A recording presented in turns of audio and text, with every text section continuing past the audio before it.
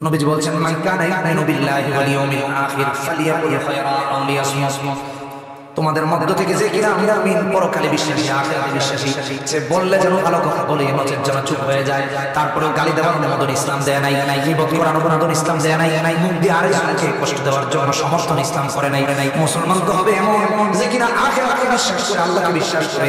রাসূলুল্লাহ হাদিসে বলছেন সে বললে ভালো কথা বলবে, মুখে যদি কখনো খারাপ কথা চলে আসে না বলে চুপ হয়ে যাবে। আর যে সকল মুমিন খারাপ কথা কাজগুলোকে বর্জন করে চুপ হয়ে যেতে পারে, তারা আল্লাহ তাআলা জান্নাতুল ফিরদাউসের মুমিনের অধিকারী হয়ে যায়।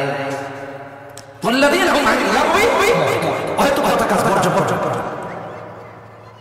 জবানের হেফাজত, এটা জান্নাতে যাওয়ার জন্য অনেক বড় মাত্রা। তিরমিজির হাদিস 2586 নম্বর। নবীজির একজন সাহাবী, বড় মাপের সাহাবী হযরত উকবা ইবনে আমির নবীজির কাছে এসে বললেন, ইয়া রাসূলুল্লাহ মুক্তি চাই, কিসের মধ্যে আছে একটু জানেন, একটু জানায় দেন আমাদেরকে, জানতে চাই। রাসূলুল্লাহ এক নাম্বার যে কথা বললেন সেটা হলো আমসিক আলাইকা লিসানাক, জবানকে কন্ট্রোল করো। দুই নাম্বার হলো ওয়ালিয়াসাকা বাইতুন, আর তিন নাম্বার হলো কি আলা খাতিয়াতি। যে সকল মানুষেরা তাদের জবানের মুহাফেজা হয়ে যায়, চাই নারী হোক চাই পুরুষ হোক, আল্লাহ রাসূল বলছেন নাজাত পাওয়ার প্রথম যেই পদক্ষেপ আর ভিত্তি সেটা হলো জবানের হেফাজত করা, জবানকে কন্ট্রোল করা। গালি দেওয়া যাবে না, গীবত করা যাবে না, মিথ্যা কথা বলা যাবে না। আল্লাহর বান্দা বান্দীরা যখন নিজের জবানকে কন্ট্রোল করতে পারে, রাসূলুল্লাহ বলছেন তারা আল্লাহ প্রদত্ত মুক্তি প্রাপ্ত বান্দা বান্দী হয়ে যায়।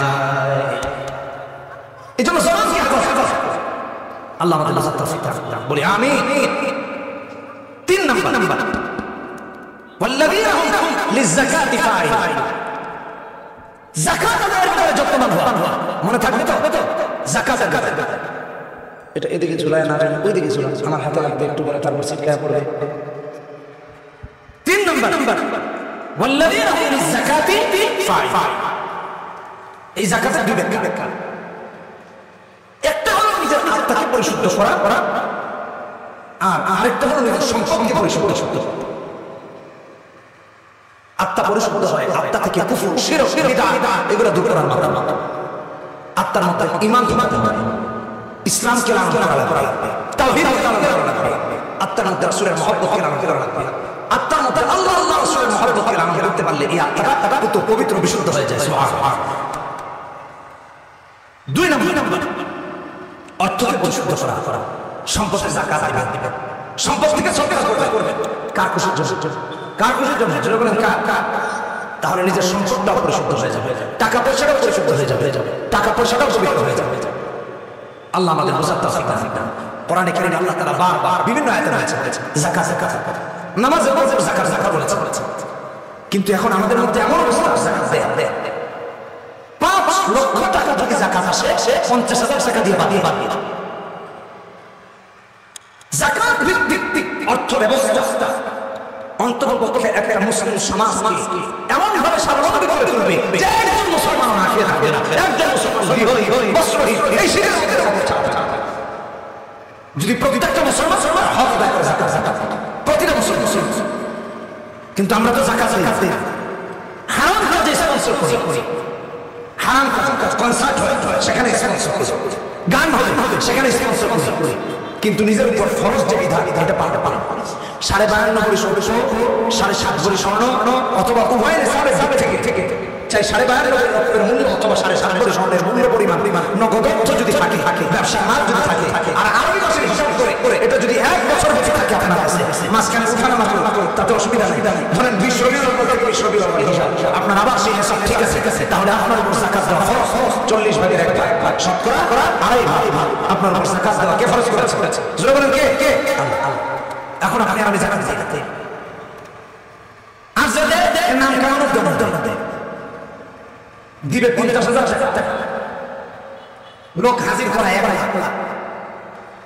এই 50,000 টাকা কয়জন মানুষের দেওয়া যাবে বলেন? কয়জন মানুষের? এমন ভাবে মাইকিং করে, এমন ভাবে এলান করে যে 50,000 টাকা নেওয়ার জন্য মানুষ এমন ভাবে জমায়েত হয়, পায়ের নিচে মনে যায় করার জন্য। পরের দিন পত্রিকায় হেডলাইন আসে, অমুকের বাড়িতে গিয়া 3 জন যাকাত আনতে গিয়ে নিহত। পত্রিকার হেডলাইন দেখে সে খুশি হয়ে যায়, যাই হোক চৌধুরী সাহেবের নামটা অন্ততপক্ষে পত্রিকায় আসছে। না বড়টার জন্য যাচ্ছে। আবার কয়েকদিন দেখলাম একটা শ্রেণী এমন তৈরি হয়েছে যারা বলতেছে আর মাদ্রাসায় যাকাত দিবে না, আলেমদেরকে যাকাত দিবে না, গরিবদেরকে যাকাত দিবে না, হাফেজদেরকে যাকাত দিবে না। আমি কপাল আপনাদেরকে এটা বলতে চাই, ভালো করে শুনে রাখো, যাকাত দেওয়া ফরজ। যাকাত যে খাবে তার জন্য খাওয়া ফরজ না, আমি না নিলে আরেকজন কাউকে না কাউকে হয়ে যাবে। কোন হিসাবে আপনি তাদেরকে অপমান করছেন, তাদের ব্যক্তিগত স্থান করার চেষ্টা করছেন যে তুই আমার টাকা আমার জায়গা মালিক পড়াশোনা করছি, এখন আমার বিরুদ্ধে মিথ্যা বলিস। অর্থাৎ কোরআনের সঠিক আওয়াজ হকের আওয়াজটা বন্ধ করার জন্য একটা শ্রেণী এখন উঠে পড়ে লেগেছে। তাদের ক্ষমতা, তাদের প্রভাব কাটিয়ে হক্কানি আলেমদের মুখে তালা মারতে চায়। আল্লাহর কসম, কোন আলেম হকের উপর যতদিন থাকবেন কোন বাতিল শক্তিকে পরোয়া করবেন না। এই তামাশা বন্ধ করো, এই কর্তৃত্ব বন্ধ করো। যে যাকাত দিতে তার উপর যাকাত দেওয়া ফরজ, যে নিয়েছে তার জন্য দেওয়া ফরজ। সে যদি চাইতো যে আমি নিব না, তাহলে তার ইচ্ছা। সে যদি না নিত তাহলে আপনি আপনার ফরজ বিধানটা করতে পারতেন। অতএব বড়াই আপনি দেখাবেন যে নিয়ে আপনার উপর একসাথে সাথে দেখানো উচিত না। আপনার সমাজের উল্টা দিকে চলে গেছে। আল্লাহ হেদায়েত দেয়। আরো জোরে বলে আমিন। ওয়াল্লাযীনা হুম লিয-যাকাতি ফাআইলুন। মুমিন বান্দা-বান্দী জান্নাতুল ফিরদাউসের মালিক হওয়া অথবা জান্নাতুল ফিরদাউস মুমিনের, এটা তৃতীয়। এজন্য যাকাত বেশি বেশি করে কমায় দিয়ে গরিবকে ক্ষতির মধ্যে ফেলে দিই। আরে কত ধনী এই দেশের মধ্যে আছে, রাস্তায় বের হলে দেখা যায় না খেয়ে শুয়ে একটা শীতের কাপড় পায়। এমন অনেক বাড়ি এই এলাকায় খুঁজে পাওয়া যাবে, অনেক বাড়ি ভালো করে শুনে, অনেক বাড়ি এই এলাকায় খুঁজে পাওয়া যাবে যাদের ঘরে চুলাটা পর্যন্ত চলতেছে। কি আছে না? একটা কম্বল নাই, একটা লেপ নাই, একটা শীতের কাপড় নাই। অথচ আপনি আর আমি দেখা নাই। আল্লাহর কাছে কি জবাব দিল একটু চিন্তা করে দেখবেন। চার ওয়াল্লাযীনা হুম লিফুরুজিহিম হাফিজ। ভালো করে বোঝার চেষ্টা করুন। লজ্জাস্থানকে হেফাজত করা। এখন তো আমাদের মাঝে সবথেকে বেশি এই বিধান লঙ্ঘন করার প্রবণতা বেড়েছে। কক্সবাজারে পর্যটক ধর্ষিত হয়েছে, এটা নিয়ে তুমুল আলোচনা সব মিডিয়া। তার আগে আমাদের শিক্ষার্থী বন্ধুকে বাসের মধ্যে ধর্ষণের আন্দোলন পর্যন্ত হয়েছিল। তার আগে কত মায়েরা কত বোনেরা এই দেশে ধর্ষিত হয়েছে। কিন্তু কোথায় শেষ মানবাধিকার কর্মীরা, কোথায় শেষ নারীবাদী কর্মীরা যারা ধর্ষণ বন্ধ করতে চায়? আসলে তারা ধর্ষণ বন্ধ করতে চায় না। যদি চাইতো তাহলে আল্লাহ তাআলা তাহলে কাজের বিধান এই দাবি থেকে একমাত্র ধর্ষণ নির্মূল করার উপর, এর বাইরে কি সত্য না মিথ্যা? ঠিক কিনা বেঠিক? ভালো করে বুঝে শুনে কোরআনে কারীমের জন্য আল্লাহ তাআলা বলছেন সূরা নূর 29 নম্বর আয়াত, কুল লিল মুমিনিনা ইয়াগুদ্দু মিন আবসারিহিম ওয়া ইয়াহফাযু ফুরুজাহুম। আবার আল্লাহ বলেছেন কুল লিল মুমিনাতি ইয়াগুদ্দু মিন আবসারিহিম ওয়া ইয়াহফাযু ফুরুজাহুম। আল্লাহ রাব্বুল আলামিন বলেছেন প্রতিটা মুমিন পুরুষ যেন তার নজরের হেফাজত করে এবং তার লজ্জাস্থানের হেফাজতকারী হয়ে যায়। প্রতিটা নারীও যেন তার নজরের এবং লজ্জাস্থানের হেফাজতকারিণী হয়ে যায়। আচ্ছা, একটু বুঝে থাকি বলেন তো, আল্লাহর বিধান অনুযায়ী যদি প্রতিটা ছেলে মেয়ে তাদের নজর এবং লজ্জাস্থানের হেফাজতকারী এবং কারিণী হয়ে যায়, অর্থাৎ পুরুষগুলো যদি তাদের নজরের এবং লজ্জাস্থানের হেফাজতকারী হয়ে যায়, নারীরাও যদি তাদের নজর এবং লজ্জাস্থানের হেফাজতকারিণী হয়ে যায়, তাহলে এই তামাম পৃথিবী ঘুরে সব ঘোরা হয়ে যাবে, কিন্তু একজন নারী বা পুরুষ ধর্ষক বা ধর্ষিকা খুঁজে পাওয়া যাবে না। কারণ প্রতিটা পুরুষ তাদের লজ্জাস্থানকে হেফাজত করছে, প্রতিটা নারী তাদের লজ্জাস্থানকে হেফাজত করছে। তো ধর্ষকটাকে এটা হলো ইসলামের বিধান। কিন্তু এখন আমরা আল্লাহ তাআলার বিধানকে কাজে লাগাই না, নজরে না লজ্জাস্থানে না সদরের উপর দেয়। কোরআন কারীমে আল্লাহ রাব্বুল আলামিন সূরাতুল আহজাবের মধ্যে 32-33 নম্বর আয়াতের মধ্যে আল্লাহ তাআলা বলেন, ইয়া নিসাআন নবী লাস্তুন্না কাহাদিন মিনান নিসাই ইন ইত্তাকাইতুন্না ফালা তাখদা'না বিল কওল ফায়াতমা'আল্লাযী ফী কলবিহি মারাদুন ওয়া কুলনা কাওলান মা'রুফা। উম্মাহাতুল মুমিনিন নবীর স্ত্রী আল্লাহ তাআলা ডেকে বলেছেন, হ্যাঁ নবী নিকট খবরদার আওয়াজ পর্দা করা লাগবে। কোন গায়ের মাহরাম পুরুষের সাথে কথা বলা যায় নাই। আর তুই সাধুর ভাষায় বলা যাবে না। আল্লাহ তাআলা নিষেধ করে দিয়েছেন, কারণ হলো যাদের মনের মধ্যে ব্যাধি আছে, রোগ আছে, তারা রোগাক্রান্ত, তারা তাহলে আপনার আমার মিষ্ট কণ্ঠটা শুনে তারা প্রলুব্ধ হয়ে যাবে, আকর্ষিত হয়ে যাবে। এজন্য আল্লাহ রাব্বুল আলামিন এই বিধান কোন মুমিন মুমিনার জন্য দেন নাই। সতরে নজরে মধ্যস্থানে নিজের দৃষ্টির সব কিছুর পর্দা করা আল্লাহর তরফ থেকে বিধান। আল্লাহর মুমিন অথবা মুমিনা বান্দারা যখন এই বিধানকে মানবে, আল্লাহ রাব্বুল আলামিন তাদেরকে জান্নাতুল ফিরদাউসের মালিক বানায় দিবেন। এখন তো মান মেয়ে ছেলেকে রং দিচ্ছে, ছেলে মেয়েকে রং দিচ্ছে, কি লজ্জা, কি নির্লজ্জা, নাউযুবিল্লাহ। একটু ভাবেন, একটু চিন্তা করুন, রবের কাছে তাহলে জবাব দিবে, আল্লাহর কাছে জবাব দিবে। এগুলো করে আসে। একটা শ্রেণী তো আছে কিভাবে ইসলামকে নির্মূল করবে, কিভাবে কোরআনের বিরুদ্ধে বক্তব্য দিবে, কিভাবে আল্লাহর বিরুদ্ধে বক্তব্য দিবে। এখানে এতক্ষণ এটা কিছু এই যে বিকট শব্দ, এটা কিসের জেনারেটর? হ্যাঁ, এটা কি জেনারেটর? সুবহানাল্লাহ। আচ্ছা, বুঝতে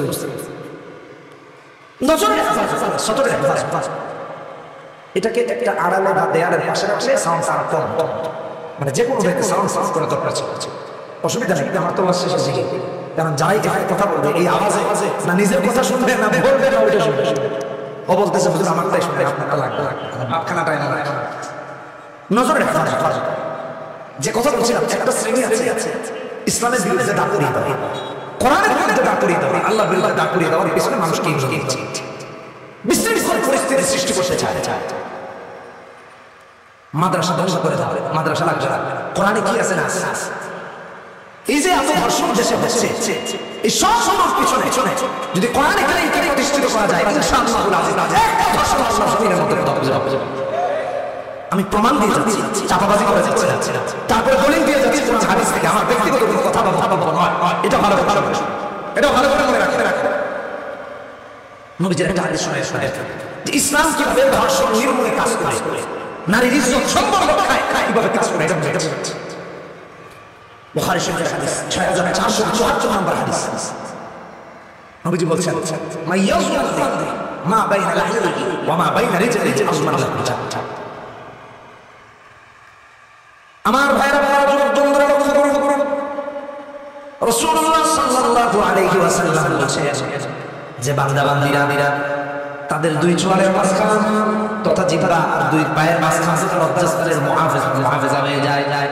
রাসূলুল্লাহ বলেছেন তাদের জান্নাতের জামিনদার আমি নবী মুহাম্মদুর রাসূলুল্লাহ সাল্লাল্লাহু আলাইহি ওয়াসাল্লাম হয়ে যাই। জামিনদার বসে ধরেন আমি হুজুরের কাছে 1 লাখ টাকা চাইলাম, হুজুর বললেন না, যদি না দাও এর কি গ্যারান্টি আছে? তখন আমি ওনাকে জামিনদার বানাইলাম যে আপনি তো আমার পরিচিত মানুষ, আমি হুজুরের টাকাটা মেরে খাবো না, আপনি একটু জামিনদার। এই অবস্থায় আমি যদি টাকা না দিই ভালো করে বোঝাতে পারবে, কারণ উনি জামিনদার। ইসলাম এত সুন্দর, ইসলামের বিধিবিধানগুলো এত সুন্দর। আল্লাহ যে সকল বান্দা-বান্দীরা তাদের দুই চোয়ালের মাঝখান তথা জবানের মুহাফেজা হয়ে যায়, জামিনদার হয়ে যায়, দুই পায়ের মাঝখান তথা লজ্জাস্থানের জামিনদার অথবা জামিনদারি হয়ে যায়। রাসূলুল্লাহ সাল্লাল্লাহু আলাইহি ওয়াসাল্লাম বলেছেন তার জান্নাতে যাওয়ার ব্যাপারে রাসূলুল্লাহ আমি নিজে জামিনদার হয়ে গেলাম, আমি তাকে জান্নাতে পৌঁছাবো। যার জামিনদার নবী মুহাম্মদ সাল্লাল্লাহু আলাইহি ওয়াসাল্লাম হয়ে যায়, তার তো কোনো চিন্তা না দুনিয়ায় আছে না আখিরাতে আছে। সুবহানাল্লাহ। এই কথাগুলো প্রমোট করে এগুলো প্রমোট হয়। আজকে আমাদের কিছু ভাইরা কিছু বড় ওয়াজ নাকি মানুষকে ধর্মান্ধ করছে, তবে এই কথা মনে রাখবেন যারা ধর্মান্ধ লোকে নির্মূলের জন্য কাজ করছে, যারা ইসলামের প্রতি অন্ধ, ইসলাম ধর্মের প্রতি ধর্ম তারা চোর বাটপার হয় না, ধর্ষক হয় না, চাঁদাবাজ হয় না।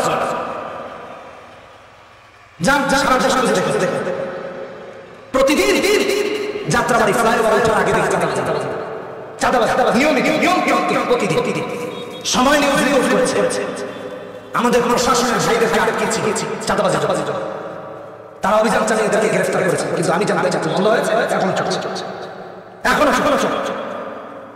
আমি যে কথা বোঝাতে চাচ্ছি, সারা দেশের চাঁদাবাজগুলো যাচাই করে দেখেন একজন ধর্মান্ধ মানুষ, একজন আলেম একজন মুহাদ্দিস পাবেন না, একজন মুফাসসির পাবেন। একজন দাড়ি টুপি আমাকে দেখতে পাবেন, এই কথা বলে থাকে আওয়াজ কথা বলেন না কেন? একজন দাড়ি টুপি আছে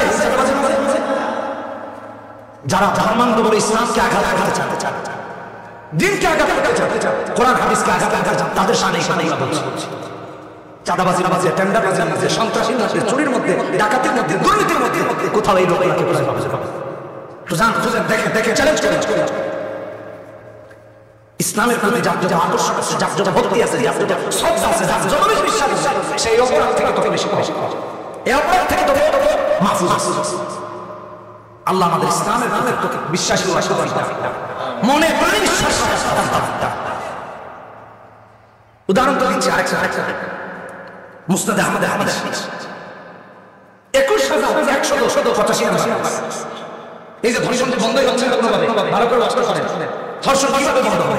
মাদ্রাসা বন্ধ করে ধর্ষণ বন্ধ হবে না, আরো জোরে বলতে হবে। দিনকে বাধাগ্রস্ত করে ধর্ষণ বন্ধ হবে না। ওয়াজ মাহফিল আর বাড়াইতে হবে, ধর্ষণ বন্ধ করতে হবে। পাড়ায় পাড়ায় ওয়াজ মাহফিল করা লাগবে, ধর্ষণ বন্ধ করতে হবে। ইসলামী প্রোগ্রাম বাড়ায় দেওয়া লাগবে, ধর্ষকদের ক্ষেত্রে আলাদা পাবলিকের কাছে লাগবে, কোরআন শেখানো লাগবে। আপনারা এই কোর্স নেন। এই যে চট্টগ্রামের কয়েকজন গ্রেফতার হলো, এদের নামে কতগুলো মামলা আছে, এর আগেও বারবার গ্রেফতার হয়েছে। কোথায়? তার তো সংশোধন হয় নাই, তার মানে আইনকে সংশোধন করা যায় নাই, পারেন নাই, বিধায় আবার ধর্ষণ করেছে, তার নামে এতবার মামলা হয়েছে, এতবার গ্রেফতার হয়েছে, আবার চলে গিয়েছে। আমি চ্যালেঞ্জ করে বলছি, এগুলো একদম দিকে পাঠায় দিন মানতে বাধ্য করেন, ধর্ষণের মধ্যে তারা শরীর থাকবে না, চলে যাবে। ইসলামকে প্র্যাকটিসের ব্যবস্থা করতে হবে, দিনকে মানার ব্যবস্থা করতে হবে, চোরগুলাকে জানাতে যাবে অন্তত পক্ষে 3 দিন থাকলে 3 5 15 ওয়াক্ত নামাজ তাকবীর রাশিদা আদায়। কি কথা বলেন ঠিক কিনা? ইন্নাস সালাতা তানহা আনিল ফাহশাই ওয়াল মুনকার। নামাজ হচ্ছে অন্যায় কাজ থেকে বিরত, চুরিকে বাধা দিবা, নামাজি চোর, জামাজি বাদ, নামাজি মাসবাদী হবে। আল্লাহ আমাদের হেদায়েত দান করুন। কথাগুলো বোঝাতে হবে। জোরে বলি আমি আরেকটা উদাহরণ, মুসনাদে আহমদ হাদিস। সারা দেশ বিদেশ ধর্ষণ কেন বন্ধ হচ্ছে না? বিশ্বব্যাপী তো আর বেশি। সে দেশে যত বেশি মুসলমান আছে, সে দেশে তত বেশি ধর্ষণ কম, ততটাই কম। মুসলমান যত বেশি তত কম ধর্ষণ। এটাই প্রমাণ করে যে ইসলাম মানুষকে ধর্ষণ, ইসলাম মানুষকে দুর্নীতি মুক্ত রাখে, দিন মানুষকে ভালো মানুষ হতে সহায়তা করে। আল্লাহ আমাদের হেদায়েত দান করুন। মুসনাদে আমাদের হাদিস আছে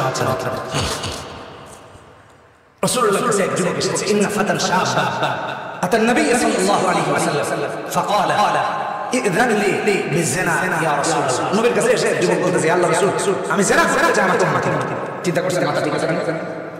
জিনা করার অনুমতি চাচ্ছে নবীজি বললেন, তুমি জিনা করার জন্য আমার কাছে অনুমতি চাচ্ছ বলে? নাউযুবিল্লাহ।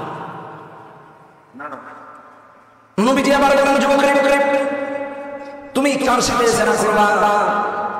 আচ্ছা, তোমার কাছে জানতে চাই কয়েকটা প্রশ্ন, তুমি জবাব দাও তো দেখি। বলি কি? নবীজি বলছেন, যুবক বলো তো দেখি, তোমার মায়ের সাথে জিনা করার জন্য কেউ তোমার কাছে যদি অনুমতি চায়, তুমি কি তাকে অনুমতি দিবা নাকি? না। তোমার মেয়ের সাথে যদি কেউ জিনা করতে চায়, তাহলে তাকে অনুমতি দিবা? অসম্ভব না। তোমার বোনের সাথে যদি কেউ জিনার জন্য তোমার কাছে অনুমতি চায়, তাহলে তুমি কি তাকে অনুমতি দিবা নাকি? না, দিব না। তোমার খালার সাথে যদি কেউ জিনার অনুমতি তোমার কাছে চাই, দিবা নাকি? অসম্ভব। একটু চিন্তা করে দেখো, যে কিনা মুহাম্মদ সাল্লাল্লাহু আলাইহি ওয়াসাল্লামের কাছে নিজে ধর্ষণ বা জিনা করার জন্য অনুমতি চাইতে এসেছে, নবীজি তার কাছে যখন জানতে চাইলেন, তোমার কাছে যদি তোমার কেউ ধর্ষণ বা জিনা করার জন্য অনুমতি চায়, জিনা করার যদি অনুমতি চায় মায়ের সাথে, জিনা করার যদি অনুমতি চায় মেয়ের সাথে, জিনা করার যদি অনুমতি চায় তোমার বোনের সাথে, তোমার খালার সাথে, তুমি কি অনুমতি দিবা নাকি? সে বলে না। নবীজি বলেন, আচ্ছা বলো দেখি, তাহলে তুমি কার সাথে জিনা করবা, কার সাথে ব্যভিচারে লিপ্ত হবা? এই তামাম পৃথিবী যার সাথে জিনা করতে চাইবা, সে তো কারো না কারো মা, কারো না কারো মেয়ে, কারো না কারো বোন, কারো না কারো খালা হবে। তুমি তার সাথে কি করে জিনা করবা?